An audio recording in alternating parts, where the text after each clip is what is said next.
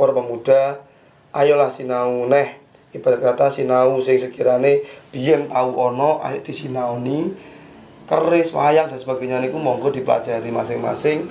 Ora kudu didewakan, ora kudu diagungkan, ora kudu dituhankan. Sing penting sampean-sampean ki paham tinggalan-tinggalan leluhur. Wong ge biyen gawe ki ora asal. Niku mawon.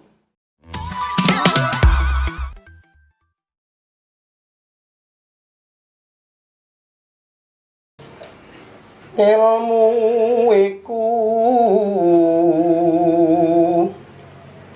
kalakone kanthi laku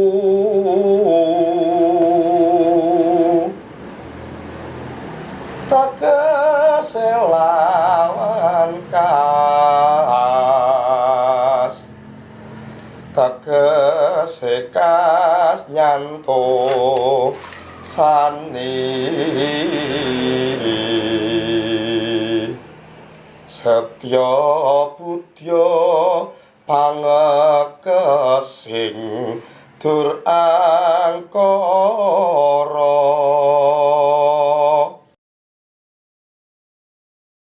Baik, terima kasih kembali lagi di channel Pemuda Berdikari. Kali ini kita sangat spesial karena berbeda dari konten-konten sebelumnya. Kita lebih mengarah ke kesenian, seorang pemuda berkesenian wayang ya. Kita kedatangan dengan Mas Bayu, ya Mas ya, Mas Bayu. Nah, saya terenyuh mendengar tembang Jawa tadi. Kita mengulik bagaimana proses usaha Mas Bayu ini dari awal sampai akhir, sampai pementasan dan lain sebagainya. Langsung saja kita tanya-tanya ya sama bincang-bincang, dan tak lupa kita di samping saya ada Mbak Farida, ini teman saya juga. Hai Mbak, lumayan ya buat menghibur kalian. Langsung saja untuk usaha ini Mas, bagaimana proses awal kok jenengan sampai terjun ke dunia kesenian, beda dengan pemuda yang lain, bisa ke bisnis, bisa ke peternakan, bisa ke pertanian. Nah, kenapa? Apakah ada terah dari orang tua atau leluhur sampean sehingga kalian memutuskan untuk berkesenian, salah satunya ini wayang ini? Oke, yang pertama kali Mas, adanya saya terjun di dunia kesenian memang pertama dulunya sudah dari leluhur, dari mbah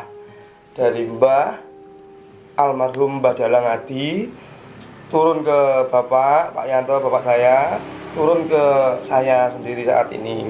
Nah gini Mas, artinya kita pelaku seorang seni, kita berdiri di dalang Mas ya, kita seniman dalang niku nek mboten sinau ndamel wayang-wayang piyambak, mboten ndamel properti piyambak, mungkin mudah kurang, ibarat kata mudah kurang piye ya, kurang marem lah, artinya kurang marem dalam artian wayang kudu ngene, dan kualitas wayang ora iso terjamin.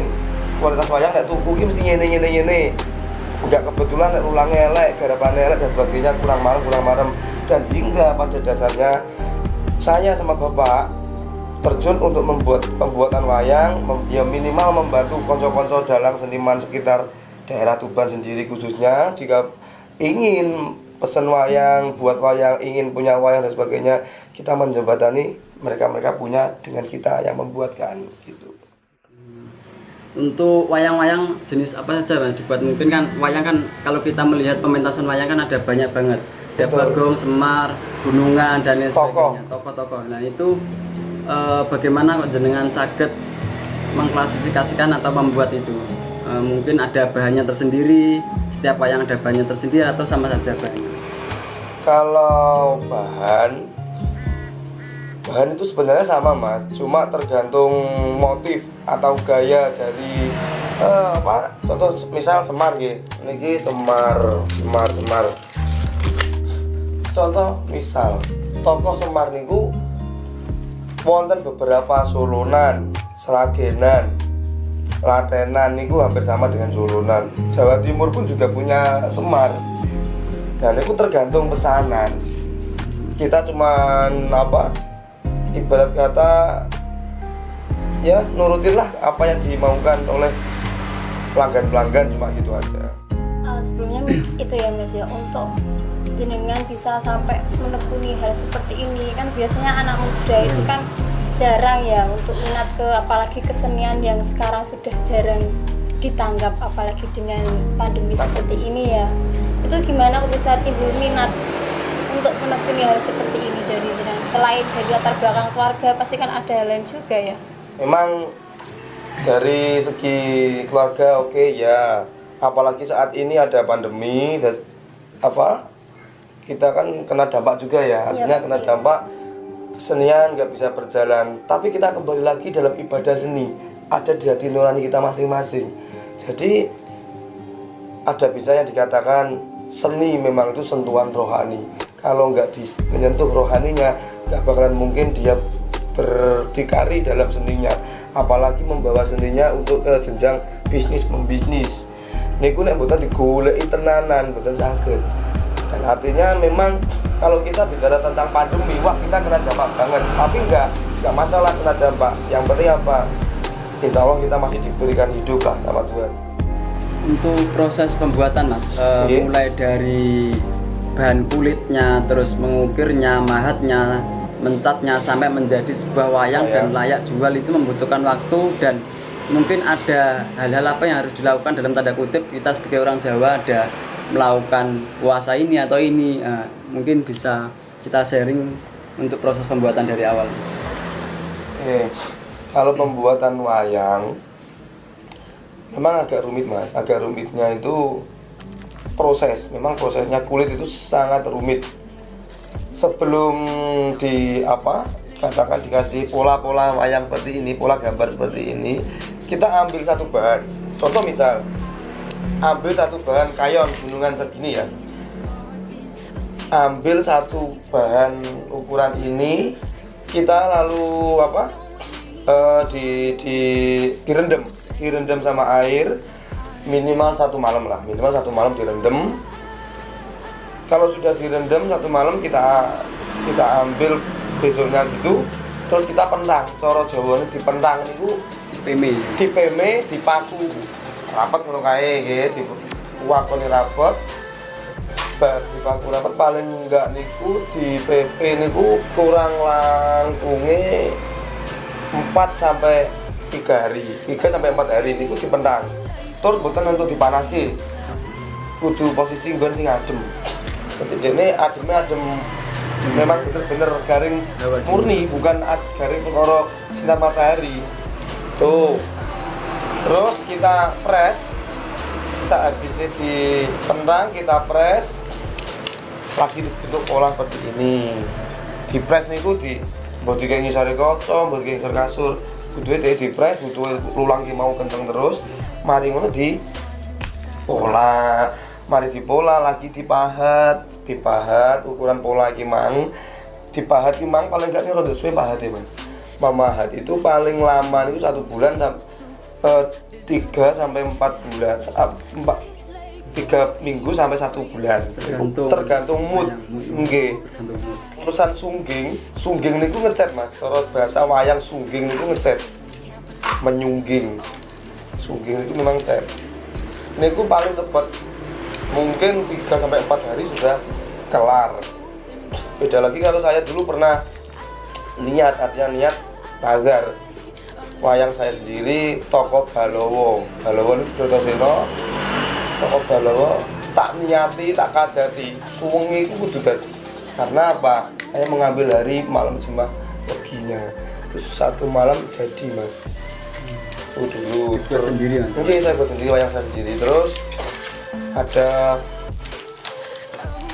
kalanya ketika kita mau membuat terus kita melakukan puasa apa gitu, ada Mas, itu 2 tokoh ya, ini Semar sama Ayon Gunungan. Itu misal kalau dibuat sendiri, misalnya saya mau buat wayang Ayon sama Semar untuk tak buat dewi lah gampangannya, itu harus minimal puasa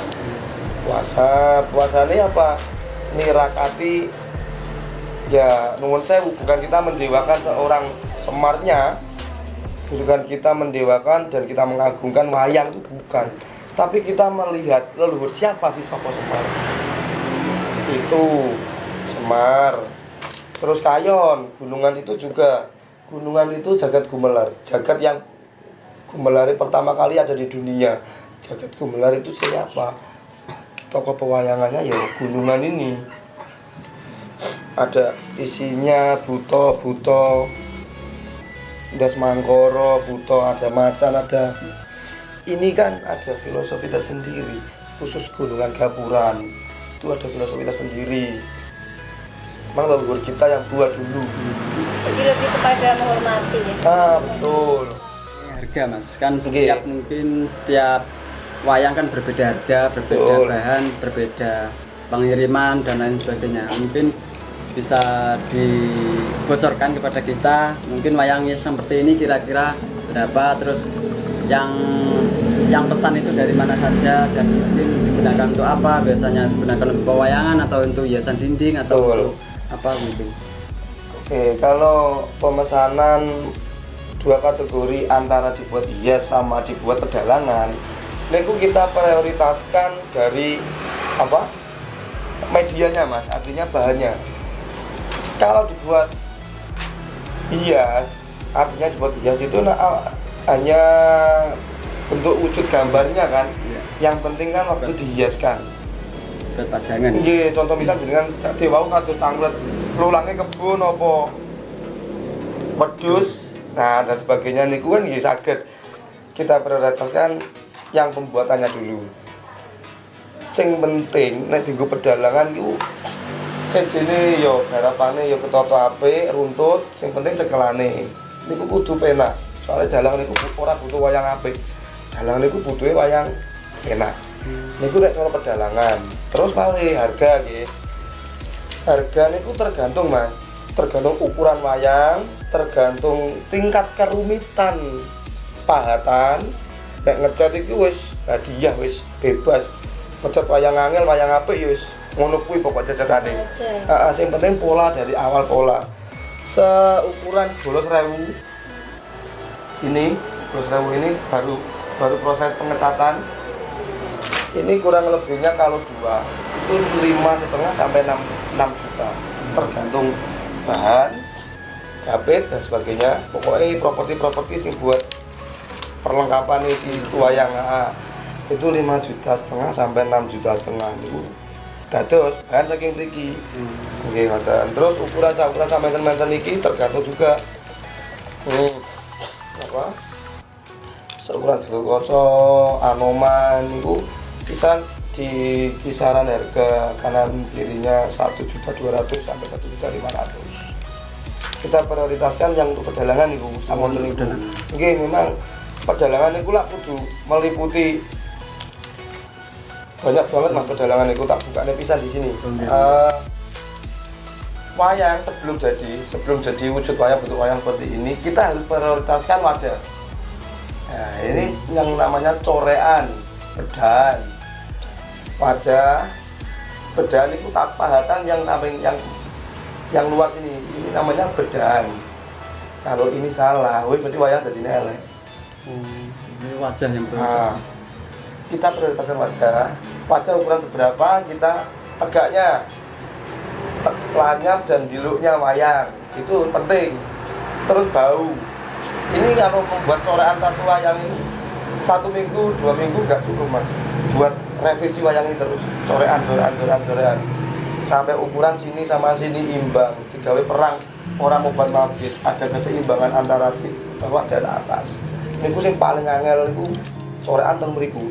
Nek natae niku pun gampang, masalahnya pun derek pola. Tapi yang paling sulit niku ketika mola. Prioritas wajah, ukuran bau, ukuran weteng, pedun nganti jangkaan sikil niki nek kekamban yo ora penak, nek keciutan yo ora penak. Itu prioritas seorang wayang dalang lho. Terus nek order sing sekiranya digawe pajangan ngono iku nek karyanya, cara prosesnya kan sama mas. Cuma yang beda kan bahannya. Nek apa dibuat pajangan itu kadang dari kulit wedhus kan ya iso to, enggak begitu rumit ngono lho, enggak begitu diprioritaskan dalam hal bahan. Cuma nek wayang kan bener-bener, soalnya nek wayang dienggo tanggapan ngalor idul, kena hawa adem, kena hawa panas itu kudu tambar, kudu kuat ulangi. Nah nek nok jero omah ini kan tambe kan gak masalah.